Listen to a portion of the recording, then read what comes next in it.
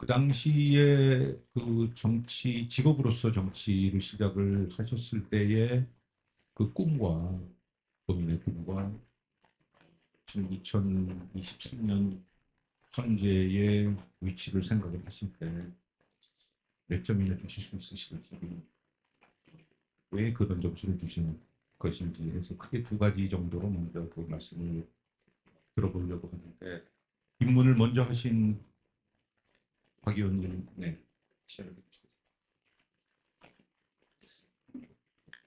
제가 기억에 남는 선거는 92년 총선, 92년 대통령 선거입니다. 학생으로 참여를 했고요. 학생 운동을 하던 사람이었기 때문에 그 제가 바라던 세상을 이렇게 확 뒤집어 보고 싶었던 그런 것을 선거라고 하는 공간에서는 처음 주장을 했다는 상황이었어요. 그러니까 그전에는 이제 짱돌 던지고 데모하고 고함치고 잡혀가고 막 이러면서 주장하던 것들을 선거라고 하는 공간에서 다소화시켜내기 위한 과정을 이제 처음 해보는 거였는데, 저는 이제 그때도 선거라고 하는 국면은 그냥 어린 나이에 이거는 잠깐 열리는 국면인 거니까 여기는 박용진 정치의 주무대가 아니야, 이렇게 생각을 했었죠. 근데 제일 많이 충격을 받았던 건 92년 대통령 선거 때, 그래도 그 당시 이제 돌아가신 백기환 무소속 후보예요. 그러니까 문도권 내에서도 비주류였는데 그분 선거를 했는데 1.1%인가 1.2%인가 받았어요. 저는 세상에 제가 중심인 줄 알았는데, 세상에 이게 1.2%가 뭐야? 그리고 그때 동아일보 사설에 그 다음날 어떻게 평가가 돼 있었느냐면, YS는 호랑이 굴에 들어가서 호랑이를 잡았고, DJ는 다시 한번 국민의 선택을 받는데 실패했고, 쭉 내려와서 어, 백기환 후보는 어느 사회에나 존재하는 소수임을 확인했다, 이렇게 그냥 처참한 평가를 받았는데, 그걸 두고 진짜 고민 많이 했어요. 한 2, 3년 고민했던 것 같아요. 왜 이러지? 내가 하는 말이 맞는데? 그러다가 저는 특이하게 감옥도 갔다 오고 군대도 갔다 오는 경험을 했는데, 군대를 가서 혼자 생각할 시간이 되게 많았고요. 그때 생각이 또 되게 단순한 답이었어요. 아니, 나 같아도 안 믿겠다 해요. 아니, 평상시에 내 주변에서 계속 뭐라고 주장도 하고 떠들고 검증이 가능한 일을 하다가 선거 때 나타나서 한 표 주세요 하면 모르지만, 딴 때는 다른 데 가서 지 주장만 열심히 떠들다가 갑자기 나타나서, 저 알죠? 제가 여러분을 위해서 열심히 일하는 거? 지금 정치인들이 대부분 많이 그러잖아요. 민주당 아시죠? 민주당이 여러분 뭐 우리 서민들을 얼마나 사랑하는지, 그리고 국민의힘은 또 아시죠? 우리가 안보를 얼마나 잘 챙기는지. 근데 뭐잘 모르거든요. 근데 더 몰라. 더 모를 운동권이 나타나서 나 찍어달라고 그러면 누가 찍겠나 하는 생각?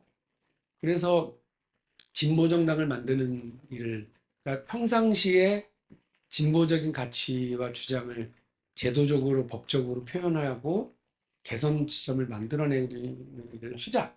정치가 그건 것 같다, 이렇게 생각을 하고 마침 제대를 했더니 97년 대통령 선거가 있어서 그 해에, 그때도 무소속이죠. 뭐 권영길, 그 당시 민주노총 위원장이 이렇게 선거를 치르는데 자원봉사자로 또 참여를 해서 시작을 했고, 그걸 기반으로 진보정당을 만들었었습니다.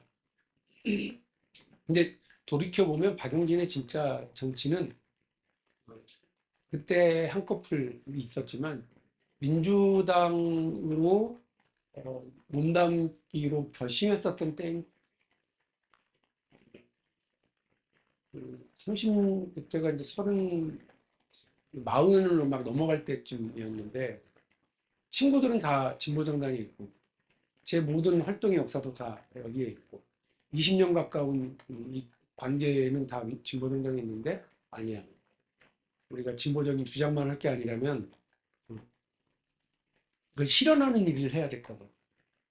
해야 돼. 이걸 분명히 했어요. 그러니까 선거관리위원회의 독자적인 진보정당의 이름, 도장이 찍힌 그 이름을 지키는 게 중요한 게 아니라, 예를 들면 뭐 복지국가 실현이라든지 노동의 가치가 존중받는 세상이라든지 이런 뭐 한반도 평화 구축이라든지 이런 가치들이 실현되는 정치를 해야 되는 거라고 한다면 어, 한 10년 열심히 해보니까 지금의 소선거구 제도에서는 어렵다고 한다면 이거는 비슷한 가치를 가지고 있는 집단과 연대해서 해야 된다고 생각을 했고 진짜 큰 결심한 거죠.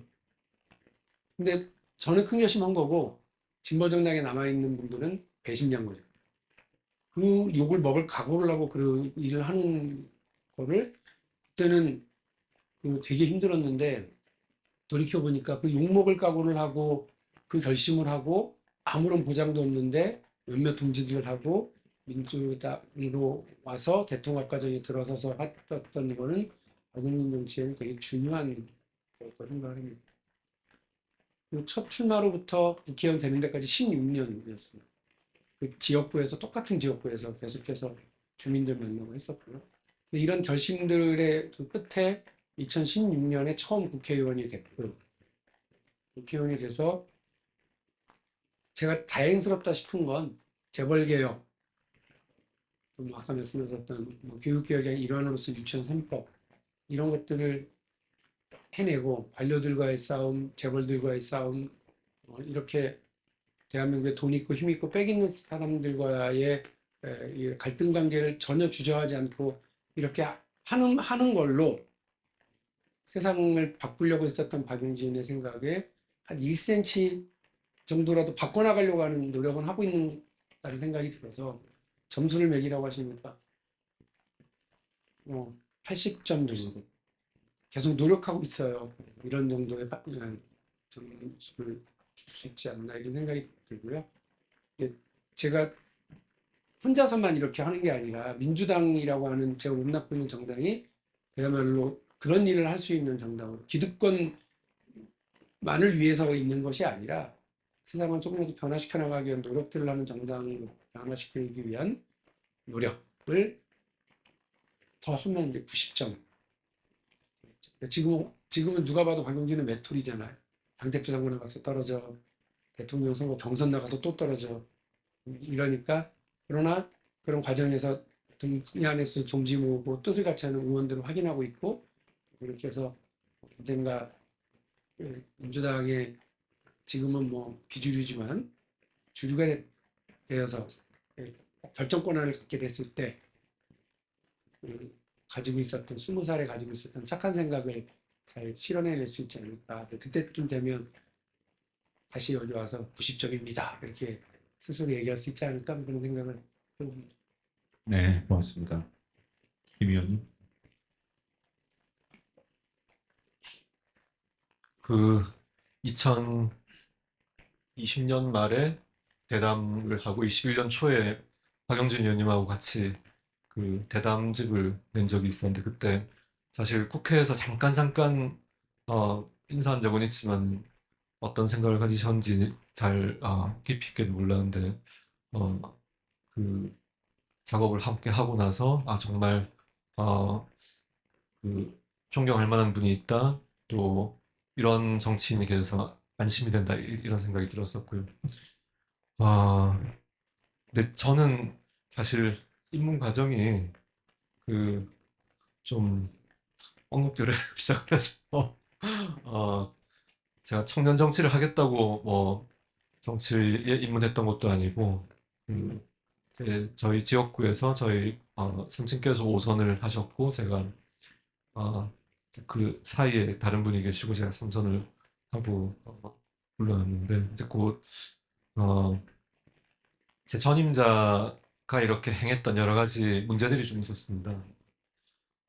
뭐 이게 팩트니까 뭐 이 자리에서 말씀을 드리지 않으면 이게 풀리지가 않아서 아무튼 공천 원금 관련된 여러 가지 그 추문들이 너무 좀 심하고 해서 내 지역, 내 고향의 대표자로 저런 분이 재선, 3선 되는 게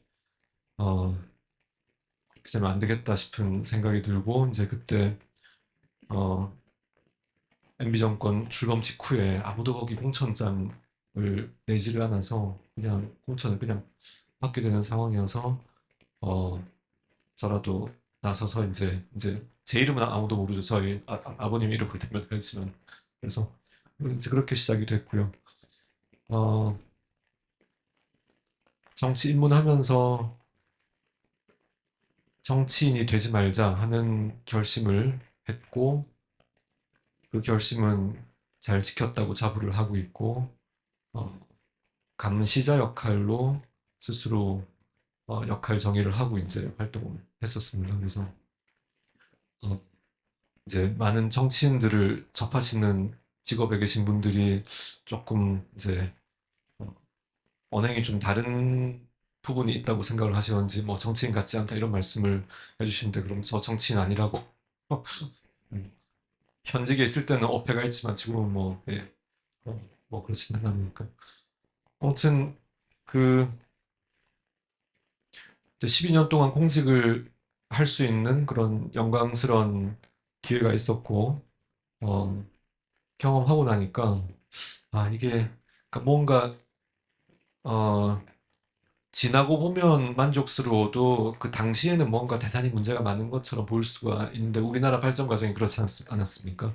항상 큰 문제가 있다고 생각했지만 그거를 다 극복하고 역사가 계속 발전해오고 어, 시민 개인의 삶이 다 형상이 되어 왔는데 앞으로 그럴 수 있을지 물론 세계 전체적인 추세도 있고 메가 트렌드가 이제 그 한 기술혁명이 꽃을 피웠다가 그 꽃이 시들고 이제 다음 꽃이 이제 필 것 같지만은 이 쇠락기에 느끼는 여러 가지 이런 경험하는 어려움들이 있겠죠. 지금 세계적으로 그런 어려움을 겪고 있지만 우리나라도 예외는 아닌 것 같고 이렇게 우리가 또 너무 압축 고도 성장을 하다 보니까 빨리 노화 현상이 국가적으로 일어나고 있다는 생각이 들고 그래서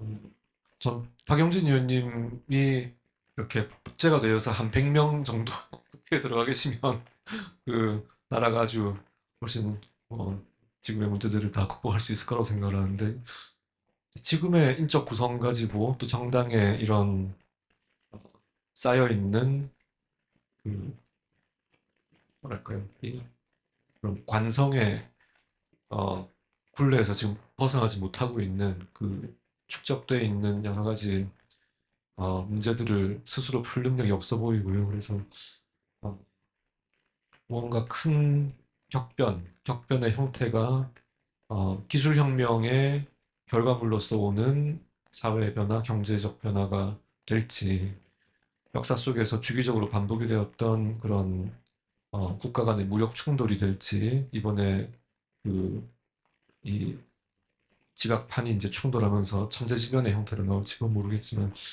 아무튼 지금의 우리가 있게 해준 그 앞 세대의 어, 이 번영의 결과물들이 이제 사라지기 시작하는 시점에 있다고 생각하고 지금 우리가 해야 될 일은 이 다음에 오는 거를 이게 뭐 노력 안 하는데 그냥 오진 않겠죠. 뭐 그냥 올 수도 있지만은 와도 기회를 붙잡을 능력이 없겠죠. 그래서 뭔가 그런 준비를 어, 저희 다음 세대에서는 지금부터 열심히 해주시면 꼭 비관적이진 않을 수 있겠다. 그 정도 생각을 하고 있고요. 아까 평가 대상을 사실 저는 평가 대상이 아니어서 정치인으로서 평가는 뭐 저 자신에 대해서보다는 현재 한국 정치에 대해서는 뭐 높게 주면 20점 아니면 10점이 되려나 하여튼 그 정도 생각을 하고 있습니다.